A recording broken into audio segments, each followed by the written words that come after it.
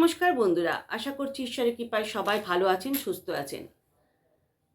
আজকালকার দিনের অধিকাংশ বাবা মায়েরই একটাই দুশ্চিন্তা, সন্তান কথা শোনে না, সন্তান অবাধ্য, পড়াশোনায় ভীষণ অমনোযোগী। যেটা বলা হয় তার উল্টো ফল হয়। বারণ করলে জেদ বেড়ে যায়, বকাবকি করলে আরও দূরে সরে যায়। এক্ষেত্রে শাস্ত্র বলে সব থেকে প্রয়োজন হচ্ছে এই সময় সন্তানকে শুধরানোর জন্য বাবা মায়ের মানসিক শান্তি। কারণ বাবা মায়ের মনের উপর, মনের মানসিক শান্তির সঙ্গে সন্তানের মনের সংযোগ থাকে। তাই বাবা মাকে সব থেকে আগে দরকার শান্ত হওয়া। সন্তানকে বকলে বা তার প্রতি রাগ জেদ দেখালে তা কখনো ভালো ফল দেয় না। এই সময় দরকার বাবা মায়ের সব থেকে ধৈর্য রাখা।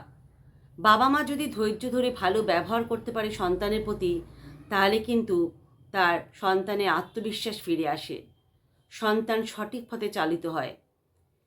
এই ব্যাপারে শাস্ত্রমতে, যোগশাস্ত্র অনুযায়ী একটা খুব ভালো ক্রিয়া আছে, যেটি যদি করেন বাবা মারা, তাহলে কিন্তু সন্তান সঠিক পথে ফিরে আসবে ধীরে ধীরে। সঙ্গে সঙ্গে হয়তো কাজ হবে না, কিন্তু ধীরে ধীরে দেখবেন আস্তে আস্তে আপনি যদি প্রতিদিন এই কাজটি করেন, তাহলে আপনার সন্তান সঠিক পথে ফিরে আসছে। এটা কোনো ম্যাজিক নয়, এটা আপনার বিশ্বাস, ঈশ্বরের উপর ভক্তি, আপনার আত্মবিশ্বাস, এই শক্তির উপর নির্ভরশীল। কারণ বিশ্বাস নিয়ে, ভগবানকে বিশ্বাস করে যদি কোনো কাজ করা যায়, সেটা কিন্তু সাকসেস হয়। আপনি কি করবেন? সূর্য ওঠার পর অথবা সন্ধ্যার সময় সূর্য অস্ত যাওয়ার পর আপনি একটি জায়গায় শান্তভাবে বসুন। তারপর আপনার সন্তানের মুখটা মনে মনে কল্পনা করুন। কল্পনা করে একটি মন্ত্র জপ করবেন।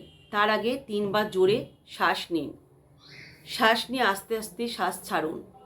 ছেড়ে আপনি বলুন ওম নমঃ শিবায় বলে 21 বার জপ করুন।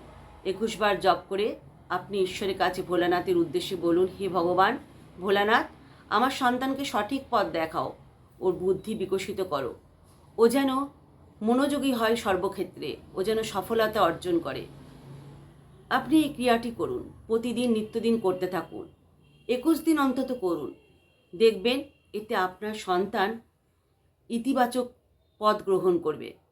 সে আস্তে আস্তে তার জেদ, তার রাগ এগুলো কমবে। সে বুদ্ধি দিয়ে কাজ করবে, পড়াশোনায় মনোযোগী হবে। কখনোই কিন্তু সন্তানের সাথে অন্য কারো তুলনা করবেন না। সেক্ষেত্রেই গার্জেনরা, বাবা মায়েরা বিশেষ করে ভুল করে থাকে। সন্তানের সাথে অন্য কারো তুলনা করলে কিন্তু সন্তানের মনোবল ভেঙে যায়। এক্ষেত্রে কিন্তু সন্তানরা বিপথে চলে যায়। সন্তানে কখনো বদনাম করবেন না। সবসময় মনে মনে ভাববেন আমার সন্তান সঠিক পথে চালিত হচ্ছে, আমার সন্তান ঠিক মানুষ হবে। সবসময় পজিটিভ চিন্তাভাবনা করবেন। আর সন্তানের সাথে ভুলেও কারো তুলনা করবেন না। এটাই হচ্ছে বাবা মায়ের সব থেকে বড় ত্রুটি। যে সমস্ত বাবা মায়েরা সন্তানের সঙ্গে অন্য কারো তুলনা করে, সেই ক্ষেত্রে দেখা যায় বিফলতা, সন্তান অন্য পথে চলে যায়। তাই আপনি আত্মবিশ্বাস নিয়ে ভগবানের উদ্দেশ্যে, ভগবানকে স্মরণ করে আপনি এই মন্ত্রটি জপ করে সন্তানকে সঠিক পথে ফিরিয়ে আনতে পারেন। করুন এই ক্রিয়া, দেখবেন আপনার সন্তান আস্তে আস্তে আপনার কথা শুনছে, আপনার বাধ্য হচ্ছে। খুব ছোট্ট ক্রিয়া, 21 দিন করুন, আস্তে আস্তে ফল পাবেন। খুব দ্রুত হয়তো ফল পাবেন না, কারণ এটা কোনো ম্যাজিক নয়। এটা ধৈর্য, আত্মবিশ্বাস আর ঈশ্বরের প্রতি শ্রদ্ধার একটি ফল। করুন এই প্রক্রিয়া, দেখুন আপনার সন্তান আপনার কথা শোনে কিনা। এই ছোট্ট ছোট্ট প্রক্রিয়াগুলি করে যদি আমরা আমাদের দৈনন্দিন জীবনকে আরও ভালো করতে পারি, তার থেকে আর কি ভালো হয় বলুন। তো চলুন, আজকের বিষয়বস্তু এখানেই শেষ হলো। আপনার সন্তানের ভালো হোক, ঈশ্বরের কাছে কামনা করি। সমস্ত বাবা মায়েরা তাদের সন্তানকে সঠিক পথে ফিরিয়ে আনুক। নমস্কার।